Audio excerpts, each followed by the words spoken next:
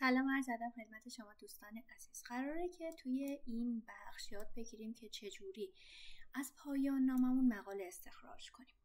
خب اولین کاری که باید انجام بدین اینه که بدونید که شما میتونید از انواع چت‌بات های عمومی استفاده کنید، مثل چت جی پی تی، مثل دیپ سیک، مثل کوئن، عرض کنم خدمتتون گراک. من توی این آموزش ترجیح دادم که از چت جی پی تی استفاده کنم، چون با توجه به تست هایی که روی چت‌بات های مختلف انجام دادم احساس کردم که چت جی پی تی پاسخ هوشمندانه تری به من میده.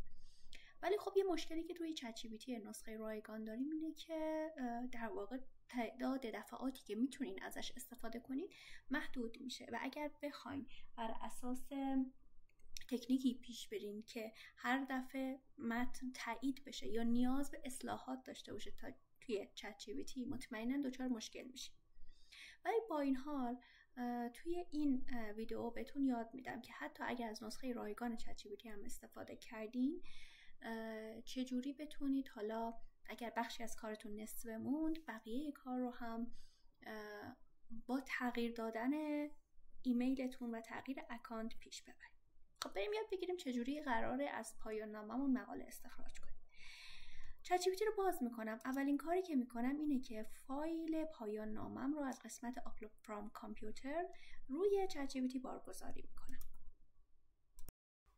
یه پرامپت و دستور براتون آماده کردم که اون رو برای شما هم قرار میدم.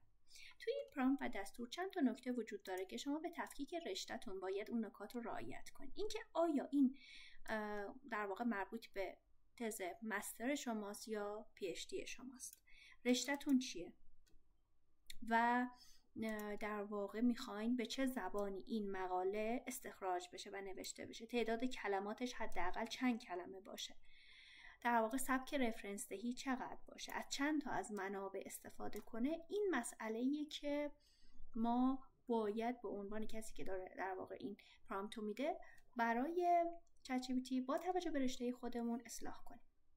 نکته بعدی که وجود داره اینه که ما یه بخشی داریم تحت عنوان بخش 4. این برای رشته هایی که در واقع کانسپچوال فریمورک، مدل مفهومی دارن، فرضیه دارن، کاربرد داره. در واقع میایم رابطه یه سری متغیرها رو با هم دیگه میسنجیم، تاثیر اونها رو بر هم دیگه میسنجیم، کاربرد داره. توی تمامی رشته ها این مسئله کاربرد نداره. در نتیجه شما پس این رو باید در نظر بگیرین که اگر شما موضوعتون کانسپچوال فریمورک نداره قسمت 4 رو حذف کنید. خب و ادامه مبحث. خب من پس فایل پایان نامه رو دادم، پرامپت اختصاصی برای خودم آماده کردم و این رو میزنم که بره کار رو انجام بده. خب چت جی پی تی چی کار میکنه؟ اول شروع میکنه به خوندن فایل و خلاصه سازی دستوراتی که من بهش دادم.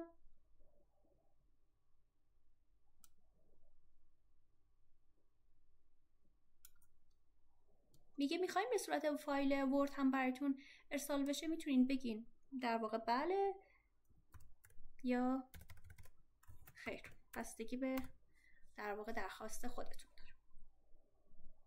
شروع میکنه با آنالیز کردن و ساختن.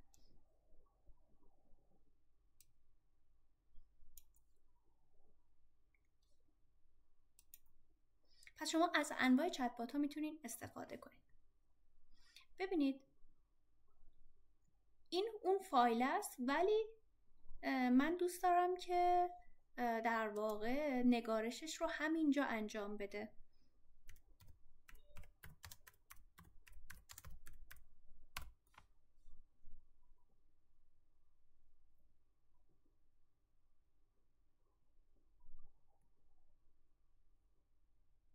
یعنی به اون فایل کاری ندارم، میخوام دونه دونه بخشای مختلف رو تولید کنه. اگر نیاز به اصلاح باشه من همینجا ازش بخوام که برای من اصلاحات رو هم انجام بده.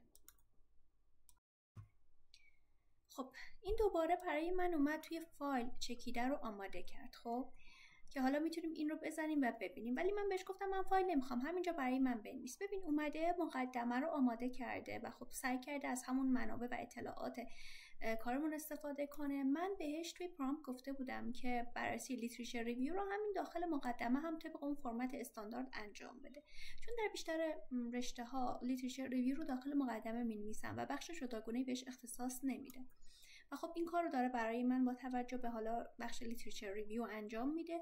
همونجوری که ببینید ساختارش یعنی نوآوری پژوهش رو اومده عنوان کرده، هدف رو گفته و سوال اصلی رو هم عنوان کرده، ساختار ادامه مقاله هم گفته. ببین این اگر ایرادی داشته باشه همینجا میتونیم بیایم بگیم مثلا نوآوری رو اصلاح کن، مثلا بخش مسئله چیست رو یک مقدار رفرنس های دیگه هم بهش اضافه کن. همینجا میتونیم باهاش تعامل داشته باشین. هر قسمت رو که اوکی بود به نظرتون اینجوری میتونید کپی کنید و داخل ورد پیستش کنید. حالا برای بخش های دیگه هم به همین ترتیب ازش میخوایم بخش به بخش کار رو پیش ببره. مبانی نظری و توسعه فرضیه ها رو داره مینویسه. نکته‌ای که وجود داره اینه که ممکنه مثلا الان شما به اون حد آستانه برسین اگه از نسخه رایگان استفاده میکنین و دیگه نتونین ازش استفاده کنین. کاری که باید بکنین اینه که اولا که برین اکانتتون رو عوض کنید، یعنی جیمیلتون رو عوض کنید و دوباره وارد بشین. حالا باید چیکار کنین؟ دوباره باید فایلتون رو آپلود کنید. این قسمت ابتدایی رو بذارین باشه. هر قسمتی از پرامپت که باقی مونده و چت جی پی تی تولیدش نکرده، مثلا از قسمت از کنم متدولوژی به بعد، خب مثلا انجام نداده دیگه، تا اینجا انجام داده، رسیدیم به محدودیت، از اینجا به بعد مونده. این قسمتی که انجام داده رو میایم پاک میکنیم، بقیه رو باقی میذاریم که برای من دوباره بیاد بقیه رو آماده کنه. میگه که تو نسخه نهایی من اینو براتون قرار میدم. یه مقداری تو در واقع تولید تصویر ممکنه مشکل داشته باشه، این رو در نظر داشته باشین. اگر احیانا نتونست مدل مفهومی شما رو تولید کنه، خب تنها کاری که شما به عنوان نویسنده باید انجام بدین اینه که مدل مفهومی رو از متن پایان نامه دیگه کپی کنین، این قسمت قرار بدین دیگه. درسته؟ پس به این نکته توجه داشته باشیم. دونه دونه باز دوباره این قسمت رو میایم کپی میکنیم، داخل فایل وردمون قرار میدیم. اگر مدل مفهومی ما رو در نهایت تولید نکرد، دستی خودمون این کار رو انجام میدیم. برای روش تحقیق هم میگیم برای من روش تحقیق رو بنویس.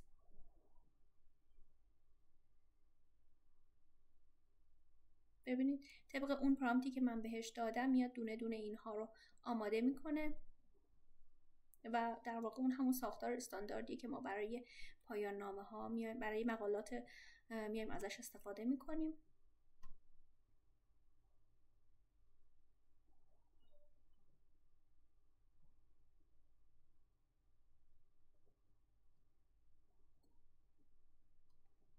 مثلا اینا رو دقت کنید، اینو ممکنه مثلا به این صورت نوشته شده باشه. خب حالت در واقع یکی از نکاتی که تشخیص میدن یک محتوا توسط هوش مصنوعی آماده شده اینه که خیلی به صورت تیتروار مباحث رو میاد تولید میکنه. خب شما چیکار کنید؟ اینها رو از این حالت تیتروار بودن درش بیارین دیگه. درسته؟ میتونید اینها رو داخل یه جدول قرار بدین یا به صورت یک پاراگراف پیوسته اینها رو بیاین بنویسید. پس یادتون باشه برای اینکه در واقع دچار این مشکلات نشید، اگر احیانا برای شما مطالبی تولید کرد که حالت تیتروار بود، اونها رو از حالت تیتروار خارج کنید. میره بقیه این مطلب رو برای من تولید میکنه.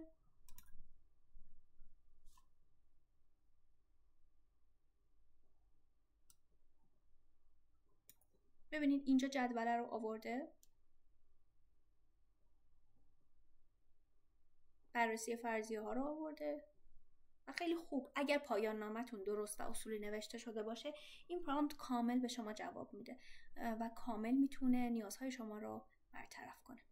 باز هم دوباره اگر اشکالی باشه میتونین ازش بخواین اشکال رو برطرف کنه. این قسمت رو که آماده کرد حواستون باشه، ببینید اینها رو بهتره توی جدول ازش بخواین.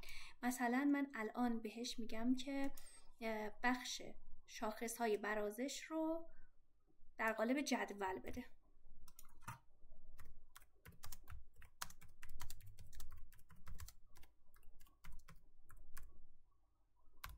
ببینید اینو توی جدول آورد که در واقع اون حالت تیتروار نباشه. من این جدول رو میام کپی میکنم، داخل ورد میام قرارش میدم. حالا بله برو بحث در نتایج رو برای من بنویس.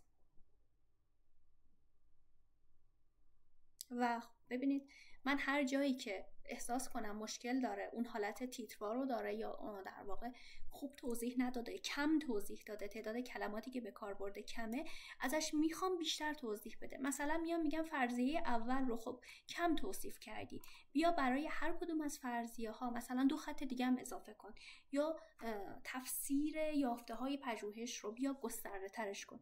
خب این همه اینها امکان پذیره. ببینین مثلا پیامدهای علمی scientific implication رو اومده در موردش توضیح داده، ممکنه اینها رو 1% برای شما حالت تیتروار بیاره. اگر حالت تیتروار آورد ازش بخواین که اینها رو به صورت پاراگراف پیوسته به شما نشون بده. حتما این مسئله رو در نظر بگیرین. باز اینا رو کپی میکنم اگر درست بود داخل فایل وردم قرار میدم و بعدش میگم بله نتیجه گیری رو هم بنویس. پس اینکه شما قرار باشه از هوش مصنوعی استفاده کنین برای استخراج مقاله از پایان نامه، درسته که یه پرامپت خیلی خوب آماده شده ولی یه مقداری احتیاج داره که شما تخصص هم داشته باشید. حتما یه مقاله مرتبط با موضوعتون، مرتبط با رشته‌تون از یکی از مجلات خوب پیدا کنید، تطبیق بدین مقاله‌ای که در واقع متنی که این هوش مصنوعی اومده آماده کرده رو با اون مقالات. هر جایی که احساس می‌کنی یه ذره نیاز به کم و زیاد شدن داره، اینها رو حتما ازش بخواین اصلاحات رو انجام بده. حتما یه الگو برای خودتون داشته باشین اگر تخصص لازم رو تو این حوزه ندارید.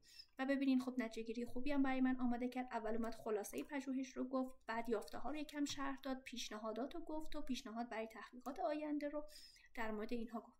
حالا ببینین میگی میخواین تو قالب فایل نهایی باشه؟ بله میگین، ولی الان ببینید من دسترسیم تمام شد. خب حالا میتونید چیکار کنید؟ شما کافیه اکانتتون رو عوض کنید و بیاین بگین که برای مثال این پرامپتمه، این فایلمه، حالا بیا در قالب یه فایل به من بده. این فایل رو همون اول برای من آماده کرده بود. حالا من میتونم ازش کمک بگیرم